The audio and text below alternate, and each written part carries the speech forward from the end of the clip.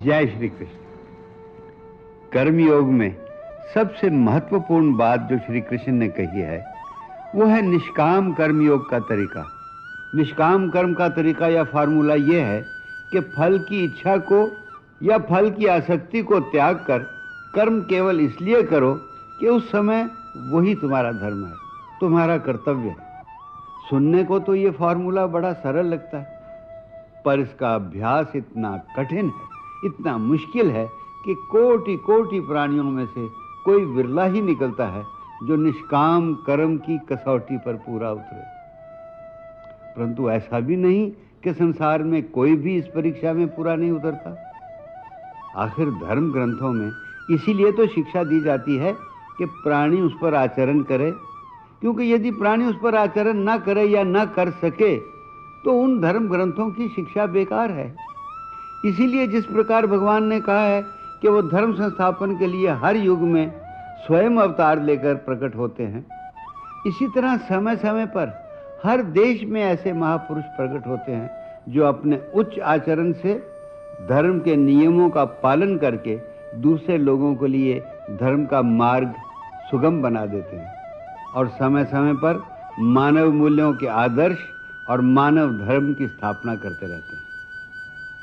Culture और धर्म में यह फर्क है कि कल्चर या संस्कृति देश और काल के अनुसार बदल सकती है, परंतु धर्म वो सिद्धांत है जो हर देश, हर काल और हर युग में एक सा रहता है। वही धर्म उपयोगी है जो केवल अतीत में नहीं बल्कि हमारे आज के सामाजिक संदर्भ में भी हमारे काम आ सके, हमें प्रेरित कर सके, हमारा मार्गदर्शन कर सके। वही धर्म अमर हो सकता है। निष्काम कर्म का फार्मूला बताने के बाद श्री कृष्ण ने अर्जुन को एक और सहल फार्मूला भी बताया। उन्होंने कहा कि यदि तू और कुछ नहीं कर सकता तो केवल इतना कर कि मुझ परमात्मा की शरण में आ जा और तू जो कुछ करे, खाए पिए, धन कमाए, जो करे, दान करे, वो मेरे अर्पण कर दे, जैसे कि ये मेरा कर्म है जो तू कर रहा है। बस इतने से भी तेरी मुक्ति हो जाएगी। मैं तुझे अपनी शरण में ले लूंगा। यहीं से श्री कृष्ण ने भक्ति मार्ग के बीज बो दिए हैं। अब हम गीता में उसी ओर अग्रसर हो रहे हैं। जय श्री कृष्ण। अब हम श्रीमद् भागवत गीता का 3रा अध्याय कर्मयोग की ओर आगे बढ़ते हैं, जिसमें यह वर्णन किया गया है कि इस भौतिक जगत में हर व्यक्ति को किसी न किसी प्रकार के कर्म में प्रवृत्त होना पड़ता है, किंतु ये ही कर्म उसे इस जगत से बांधते या मुक्त कराते हैं। निष्काम भाव से परमेश्वर की प्रसन्नता के लिए कर्म करने से मनुष्य कर्म के नियम से छूट सकता है और आत्मा तथा परमेश्वर विषयक दिव्य ज्ञान प्राप्त कर सकता है। अर्जुन ने कहा, हे जनार्दन, हे केशव, यदि आप बुद्धि को सकाम कर्म से श्रेष्ठ समझते हैं तो फिर आप मुझे इस घोर युद्ध में क्यों लगाना चाहते हैं? आपके अनेकार्थक उपदेशों से मेरी बुद्धि मोहित हो गई है, अतः कृपा करके निश्चय पूर्वक मुझे बताएं कि इनमें से मेरे लिए सर्वाधिक श्रेयस्कर क्या होगा। श्री भगवान ने कहा, हे निष्पाप अर्जुन, मैं पहले ही बता चुका हूँ कि आत्म साक्षात्कार का प्रयत्न करने वाले 2 प्रकार के पुरुष होते हैं। कुछ इसे ज्ञान योग द्वारा समझने का प्रयत्न करते हैं तो कुछ भक्तिमय सेवा के द्वारा। न तो कर्म से विमुख होकर कोई कर्म फल से छुटकारा पा सकता है और न केवल संन्यास से सिद्धि प्राप्त की जा सकती है। प्रत्येक व्यक्ति को प्रकृति से अर्जित गुणों के अनुसार विवश होकर कर्म करना पड़ता है, अतः कोई भी एक क्षण भर के लिए बिना कर्म किए नहीं रह सकता। जो कर्मेंद्रियों को वश में तो करता है, किंतु जिसका मन इंद्रिय विषयों का चिंतन करता रहता है, वह निश्चित रूप से स्वयं को धोखा देता है और मिथ्याचारी कहलाता है। दूसरी ओर, यदि कोई निष्ठावान व्यक्ति अपने मन के द्वारा कर्मेंद्रियों को वश में करने का प्रयत्न करता है और बिना किसी आसक्ति के कर्म योग में प्रारंभ करता है तो वह अति उत्कृष्ट है। अपना नियत कर्म करो, क्योंकि कर्म न करने की अपेक्षा कर्म करना श्रेष्ठ है। कर्म के बिना तो शरीर भी निर्वाह नहीं हो सकता। श्री विष्णु के लिए यज्ञ रूप में कर्म करना चाहिए, अन्यथा कर्म के द्वारा इस भौतिक जगत में बंधन उत्पन्न होता है। अतः हे कुंती पुत्र, उनकी प्रसन्नता के लिए अपने नियत कर्म करो। इस तरह तुम बंधन से सदा मुक्त रहोगे। सृष्टि के प्रारंभ में समस्त प्राणियों के स्वामी ने विष्णु के लिए यज्ञ सहित मनुष्यों तथा देवताओं की संततियों को रचा और उनसे कहा, तुम इस यज्ञ से सुखी हो, क्योंकि इसके करने से तुम्हें सुखपूर्वक रहने तथा मुक्ति प्राप्त करने के लिए समस्त वांछित वस्तुएं प्राप्त हो सकेंगी। यज्ञों के द्वारा प्रसन्न होकर देवता तुम्हें भी प्रसन्न करेंगे और इस तरह मनुष्यों तथा देवताओं के मध्य सहयोग से सबों को संपन्नता प्राप्त होगी। जीवन की विभिन्न आवश्यकताओं की पूर्ति करने वाले विभिन्न देवता यज्ञ संपन्न होने पर प्रसन्न होकर तुम्हारी सारी आवश्यकताओं की पूर्ति करेंगे। किंतु जो इन उपहारों को देवताओं को अर्पित किए बिना भोगता है, वह निश्चित रूप से चोर है। भगवान के भक्त सभी प्रकार के पापों से मुक्त हो जाते हैं, क्योंकि वे यज्ञ में अर्पित किए भोजन को ही खाते हैं। अन्य लोग जो अपने इंद्रिय सुख के लिए भोजन बनाते हैं, वे निश्चित रूप से पाप खाते हैं। सारे प्राणी अन्न पर आश्रित हैं, जो वर्षा से उत्पन्न होता है। वर्षा यज्ञ संपन्न करने से होती है और यज्ञ नियत कर्मों से उत्पन्न होता है। वेदों में नियमित कर्मों का विधान है और ये वेद साक्षात श्री भगवान से प्रकट हुए हैं। फलतः सर्वव्यापी ब्रह्मा यज्ञ कर्मों में सदा स्थित रहता है। हे प्रिय अर्जुन, जो मानव जीवन में इस प्रकार वेदों द्वारा स्थापित यज्ञ चक्र का पालन नहीं करता, वह निश्चय ही पाप में जीवन व्यतीत करता है। ऐसा व्यक्ति केवल इंद्रियों की तुष्टि के लिए व्यर्थ ही जीवित रहता है।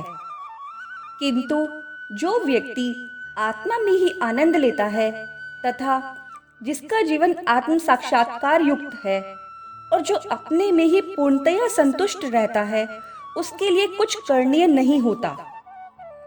स्वरूप सिद्ध व्यक्ति के लिए न तो अपने नियत कर्मों को करने की आवश्यकता रह जाती है, न ऐसा कर्म न करने का कोई कारण ही रहता है। उसे किसी अन्य जीव पर निर्भर रहने की आवश्यकता भी नहीं रह जाती। अतः कर्म फल में आसक्त हुए बिना मनुष्य को अपना कर्तव्य समझकर निरंतर कर्म करते रहना चाहिए, क्योंकि अनासक्त होकर कर्म करने से उसे परब्रह्म की प्राप्ति होती है। जनक जैसे राजाओं ने भी केवल नियत कर्मों को करने से ही सिद्धि प्राप्त की। अतः सामान्य जनों को शिक्षित करने की दृष्टि से तुम्हें कर्म करना चाहिए। महापुरुष जो जो आचरण करता है, सामान्य व्यक्ति उसी का अनुसरण करते हैं। वह अपने अनुसरणीय कार्यों से जो आदर्श प्रस्तुत करता है, संपूर्ण विश्व उसका अनुसरण करता है। हे पृथापुत्र, तीनों लोकों में मेरे लिए कोई भी धर्म नियत नहीं है। न मुझे किसी वस्तु का अभाव है और न आवश्यकता ही है, तो भी मैं नियत कर्म करने में तत्पर रहता हूँ।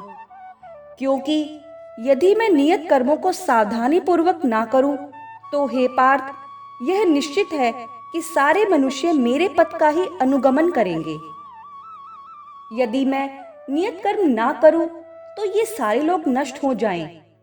तब मैं अवांछित जन समुदाय को उत्पन्न करने का कारण हो जाऊंगा और इस तरह संपूर्ण प्राणियों की शांति का विनाशक बनूंगा।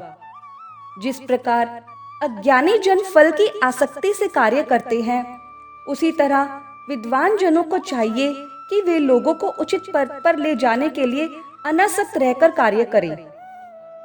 विद्वान व्यक्ति को चाहिए कि वे सकाम कर्मों में आसक्त अज्ञानी पुरुषों को कर्म करने से रोके नहीं, ताकि उनके मन विचलित न हो, अपितु भक्ति भाव से कर्म करते हुए वह उन्हें सभी प्रकार के कार्यों में लगाए, जिससे कृष्ण भावनामृत का क्रमिक विकास हो।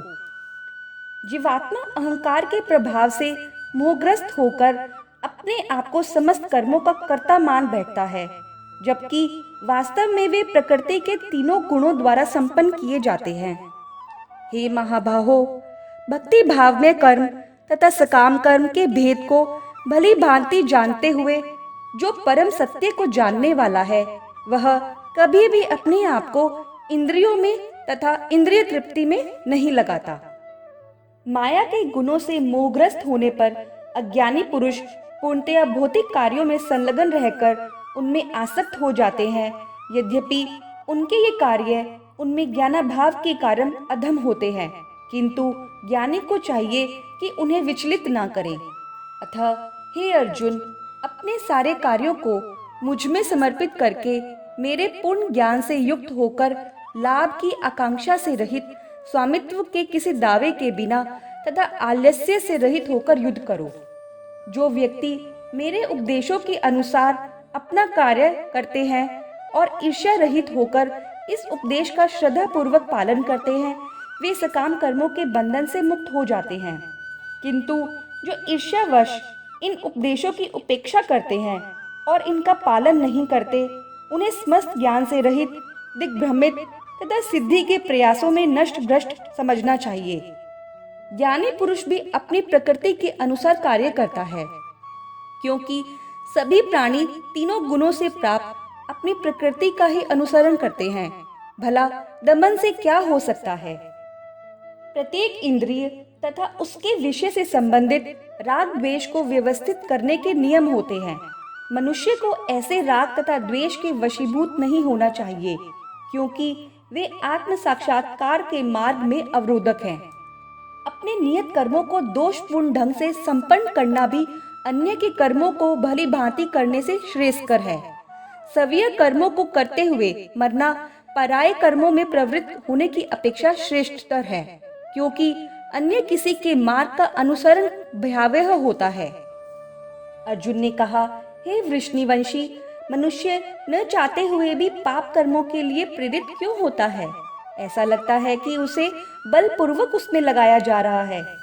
श्री भगवान ने कहा, हे अर्जुन, इसका कारण रजोगुण के संपर्क से उत्पन्न काम है, जो बाद में क्रोध का रूप धारण करता है और जो इस संसार का सर्वभक्षी पापी शत्रु है। जिस प्रकार अग्नि धुएं से, दर्पण धूल से तथा भ्रूण गर्भाशय से आवृत रहता है, उसी प्रकार जीवात्मा इस काम की विभिन्न मात्राओं से आवृत रहता है। इस प्रकार ज्ञान में जीवात्मा की शुभ चेतना उसके काम रूपी नित्य शत्रु से ढकी रहती है, जो कभी भी तुष्ट नहीं होता और अग्नि के समान जलता रहता है। इंद्रियां, मन तथा बुद्धि इस काम के निवास स्थान हैं। इनके द्वारा यह काम जीवात्मा के वास्तविक ज्ञान को ढककर उसे मोहित कर लेता है। इसलिए हे भरतवंशियों में श्रेष्ठ अर्जुन, प्रारंभ में ही इंद्रियों को वश में करके इस पाप के महान प्रतीक का दमन करो और ज्ञान तथा आत्म साक्षात्कार के इस विनाशकर्ता का वध करो। कर्मेंद्रियां जड़ पदार्थ की अपेक्षा श्रेष्ठ है।